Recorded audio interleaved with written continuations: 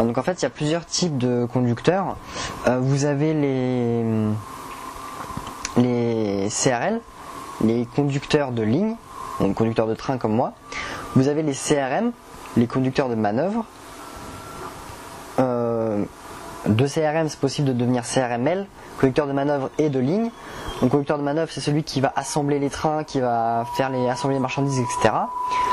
Vous pouvez donc devenir manœuvre et ligne en même temps. Et puis vous avez les CRTT, les conducteurs de tram-train. Donc c'est-à-dire les trains-train, tout simplement. Et la formation la plus courte, c'est quoi ? La formation la plus courte, c'est celle des tram-train, parce que en tant que conducteur de tram-train, vous apprenez la partie train, donc les trucs de base, la conduite, le frein, etc.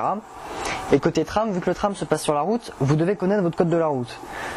Donc vous n'avez pas beaucoup à apprendre, parce que vous connaissez déjà quasiment la moitié en fait. Donc voilà. Après, ce qui vient en deuxième, c'est CRML ou CRM, donc conducteur de manœuvre ou de manœuvre et de ligne, avec 8 mois d'apprentissage, de formation. Et après, donc conducteur de ligne, où vous avez 1 an de formation complet. Et comment vous faites si jamais vous avez un doute sur quelque chose ? Là aujourd'hui, j'ai envie de dire, si aujourd'hui j'ai un doute sur l'aspect d'un signal ou quelque chose, je peux m'en vouloir qu'à moi-même déjà de pas m'en souvenir, et puis c'est soit je m'en souviens vraiment très rapidement après pour savoir ce que je dois faire, soit je m'en souviens pas et là je vois ce qui se passe après, mais ça peut tourner au pire. Non, mais c'est à dire que là, si je vois par exemple un signal avec un feu orange qui clignote, un feu jaune qui clignote, et que je sais plus ce que c'est, je vais être un peu dans la mouise, parce que soit je dois ralentir, soit je maintiens ma vitesse, mais voilà, donc si je m'en souviens pas, c'est problématique quand même. Donc justement, c'est pour ça qu'on vous fait des formations où vous êtes censé pouvoir retenir toute la signalisation. Mais je vous dis, c'est comme les voitures, vous savez qu'au feu rouge vous devez vous arrêter, au feu vert vous pouvez avancer, là c'est pareil. Une fois que vous avez ça en tête, c'est automatique. Donc pas d'inquiétude, j'ai envie de vous dire.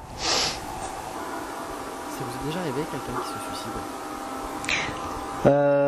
Non, heureusement pour moi, non, ça m'est jamais arrivé, du moins pas encore.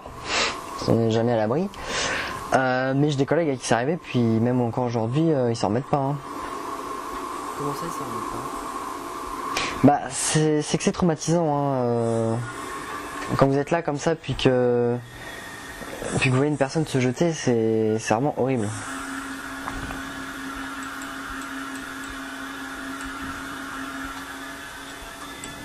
Voilà, je vais vous dire, c'était peut-être il y a pas longtemps, mais j'ai un collègue qui s'est arrivé il y a 5-6 mois, aujourd'hui encore il va avoir son petit travail, aujourd'hui encore il en est choqué.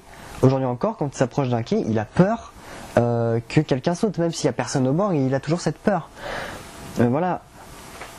Après je dois dire, quand vous êtes à la place du conducteur et que vous voyez une personne qui est au bord du quai, qui est devant cette fameuse ligne jaune, oui vous vous demandez s'il va se jeter, oui vous vous posez des questions, oui, je veux dire vous n'êtes jamais à l'abri en fait. Et d'ailleurs c'est pour ça qu'aujourd'hui on interdit aux gens de monter avec nous dans la cabine, parce que à cause de ça, on a peur que des gens comme vous puissent être traumatisés à cause de ça. Et croyez-moi, un traumatisme comme ça, pour l'enlever, bonjour. Hein.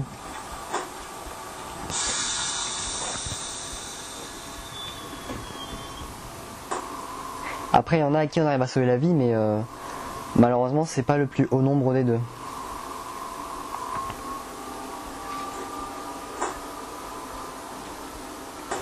Donc là on arrive à Rambouillet, on peut voir sur la gauche le corail.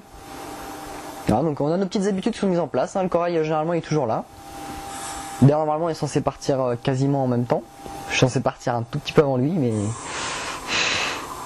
voilà, ça aussi, hein, on regarde en fait les habitudes, si tout est bien mis en place ou pas. Non, franchement des fois c'est pas prévisible. Hein. Mais non, il y a des fois on peut pas prévoir ce qu'il y a, ce qu'il n'y a pas, c'est comme d'habitude ou pas. C'est souvent aléatoire. Comme j'ai dit tout à l'heure, les métiers à la SNCF, c'est jamais trop une routine. Hein. Donc bon.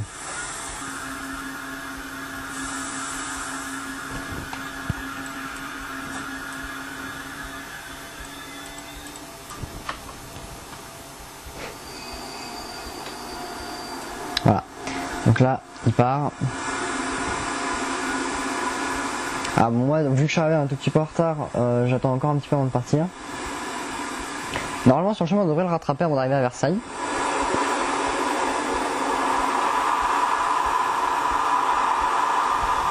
Hop là, on va y aller.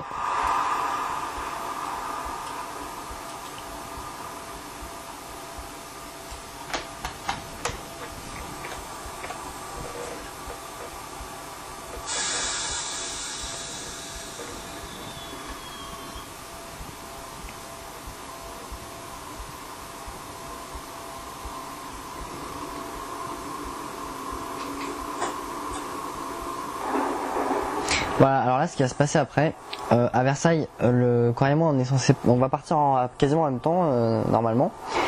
Et le corail il va partir devant, puisque lui c'est un train express, donc il va partir avant moi à Paris. Et vu qu'il va se mettre sur la même voie que moi mais devant moi, on va être ralenti sur un court instant en partant de Versailles. Donc il va falloir rouler à 30 pas plus pendant un tout petit bout de temps.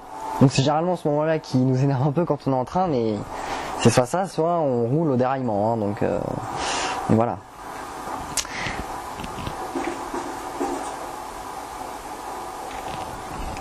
Faut toujours vous dire que tout ce qu'on fait à la SNCF qui peut vous faire chier, généralement, c'est toujours pour votre sécurité.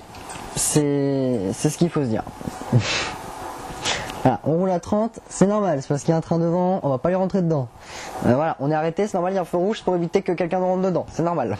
Enfin, voilà, c'est plein de choses comme ça, hein, mais c'est pas fait exprès pour vous faire yesh, quoi. Hein, comparé à ce qu'on peut croire. Hop là. Prochain arrêt, Versailles Chantier. Madame, monsieur, je vous rappelle que cette gare est en interconnexion avec les lignes C, ligne U, ligne J et les lignes TER. Voilà. Ah, donc là on peut voir qu'il y a un signal jaune juste devant nous.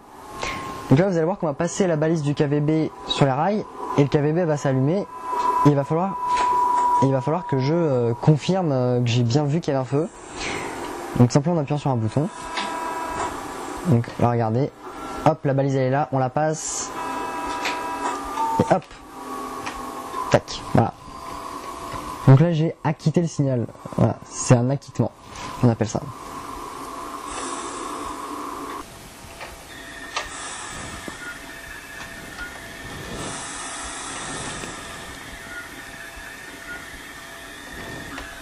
Pourquoi vous klaxonnez quand vous prenez notre train?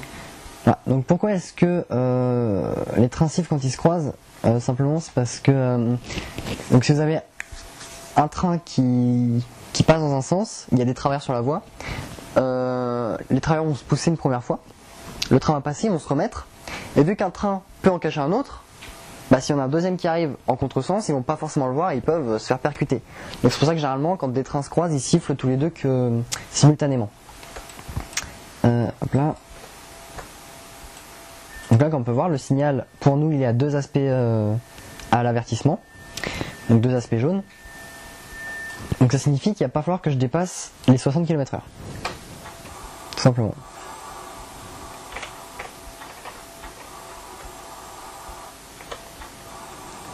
Hop là, on est parti. Donc là, ce qui se passe, c'est que je pars un petit peu avant le corail, mais le corail va me rattraper très très vite derrière. Ah, donc là, je vais m'arrêter là parce que donc je vois que le prochain signal est à l'avertissement simple, donc il n'y a qu'un seul feu jaune. Et donc ça veut dire qu'il faut que je faut que je roule à 30 km/h puisque le prochain signal peut être rouge. Et donc le signal rouge, faut que je m'arrête devant. Hein. Celle-là, c'est comme sur la route, c'est pareil. Voilà, et donc là le corail qui nous rattrape.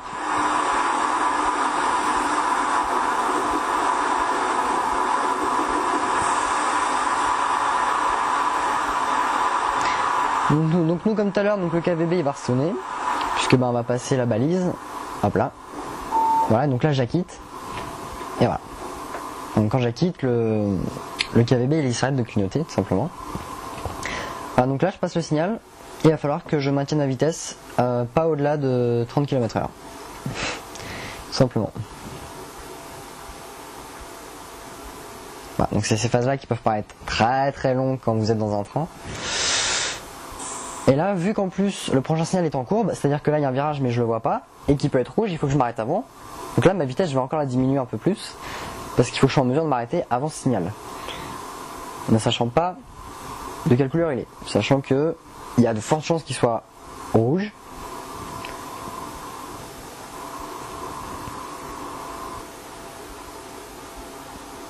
Voilà, donc là pour l'instant le ciel est rouge, je le vois d'ici.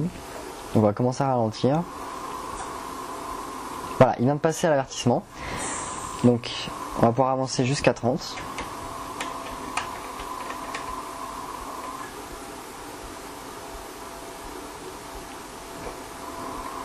Voilà, et tant que je l'ai pas passé, je le quitte pas des yeux, tout en surveillant ma vitesse. Tant que j'ai pas passé, je le quitte pas des yeux, parce qu'il peut toujours repasser en rouge s'il y a une urgence, il peut passer au vert, il peut passer à plein d'aspects différents, donc je quitte pas des yeux tant que je l'ai pas passé.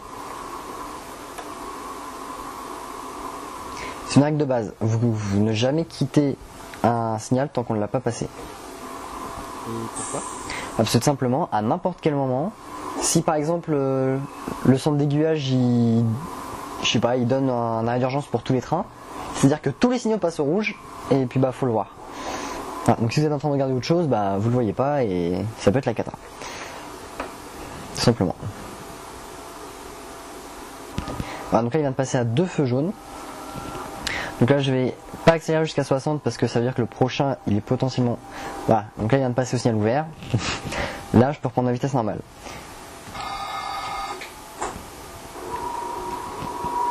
Bon, vu que je sais que le corail est passé juste avant moi, il y a de fortes chances que le prochain soit à 2 feux jaunes, soit à un seul, donc on sait jamais, on va pas s'exciter sur la vitesse.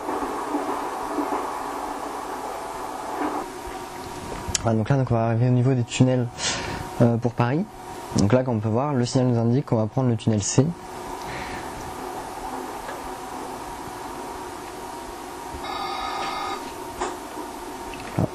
Donc, voilà, donc on voit déjà qu'il y a un signal qui est ouvert, c'est notre tunnel.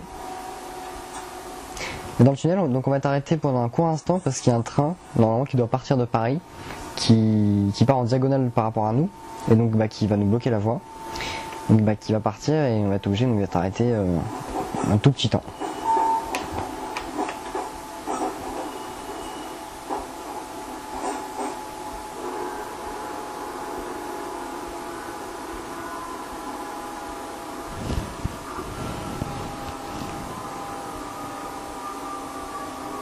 Voilà, donc là on voit qu'on sera à voie numéro 6, mais d'abord bah, il y a ce train à attendre, le départ du train à attendre.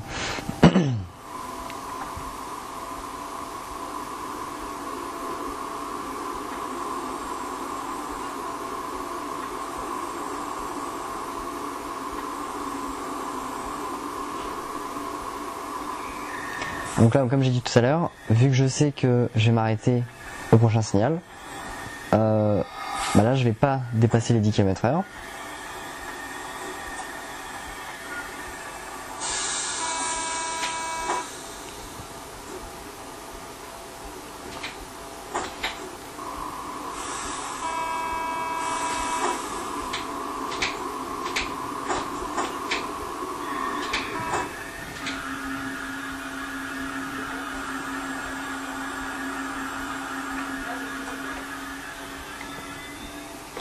Ah, donc là je peux faire l'annonce pour informer les passagers quand même.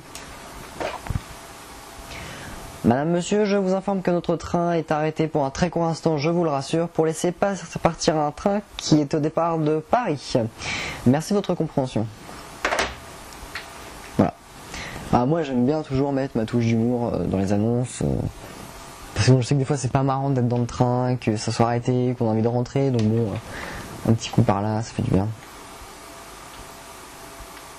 Hop là, et voilà. Madame, monsieur, notre train repart en direction de Paris-Montparnasse. Notre prochain arrêt, Paris-Montparnasse. Donc là, on voit que quai 6, la voie est ouverte. On peut y aller.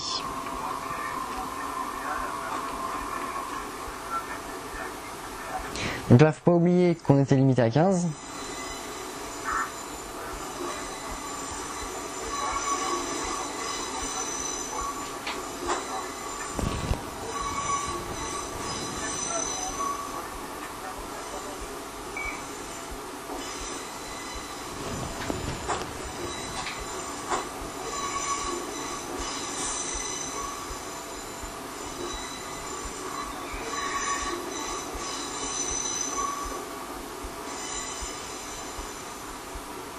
Alors oui, les aiguillages font un petit peu de bruit, ça grince un petit peu.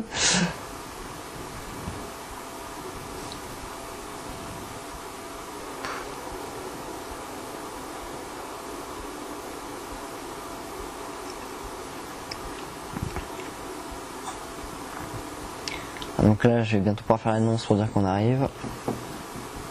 Ah ça, je crois que c'est mon annonce préférée parce que en même temps, ça indique aux gens qui sont arrivés, etc. Et puis en même temps, moi, ça m'indique que mon service est terminé. Donc, donc j'aime plutôt bien cette annonce.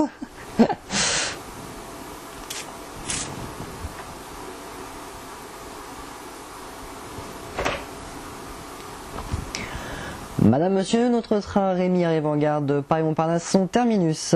Merci de bien vouloir penser à vos effets personnels avant de descendre de ce dernier. Parce que croyez-moi, c'est pas sympa de remonter sur Paris pour aller chercher ses affaires oubliées. Au nom de toute la compagnie SNCF et Rémi, nous espérons que vous avez effectué un agréable voyage et nous vous souhaitons une agréable soirée. Ouais, ça fait toujours du bien de partir sur une bonne humeur, etc. Voilà. Puis souvent c'est bien, des fois j'ai des gens qui viennent me remercier à la porte, ou qui viennent juste en descendant me faire un petit signe et tout. C'est bien, ça, je vois que je leur ai remonté l'humeur quoi.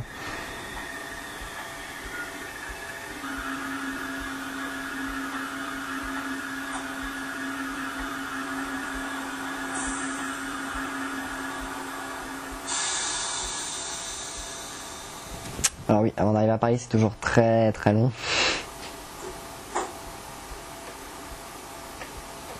Et nous allons mettre notre dernier coup de frein.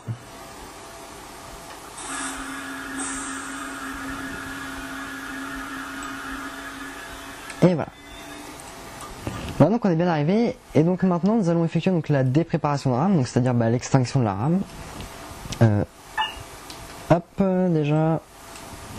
Donc, on remet la marche avant sur la marche arrière. Hop, on met les feux rouges. Tac, on peut éteindre. Hop. On met le frein d'urgence. Voilà.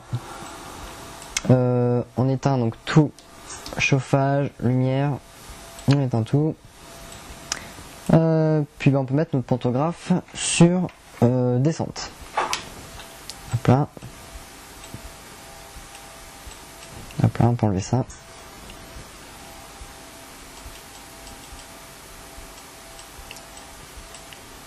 Je me rends compte, j'ai fait mauvais ordre.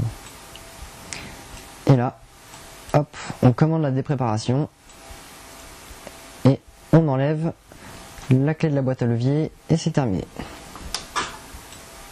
Et voilà. Ça fait du bien d'entendre ce bruit. Hein. Hop là.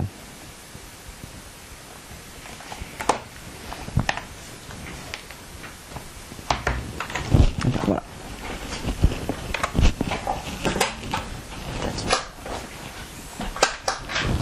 Hop là.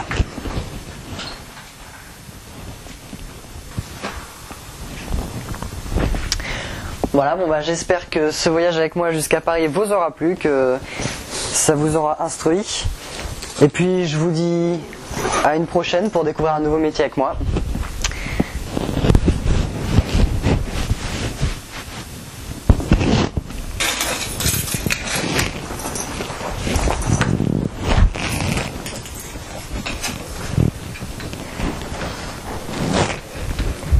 Ah bon bah, si ça vous a plu, n'hésitez pas à liker, à disliker, c'est comme vous voulez.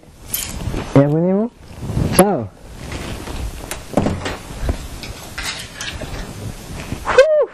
Encore un service de terminé, ça fait du bien.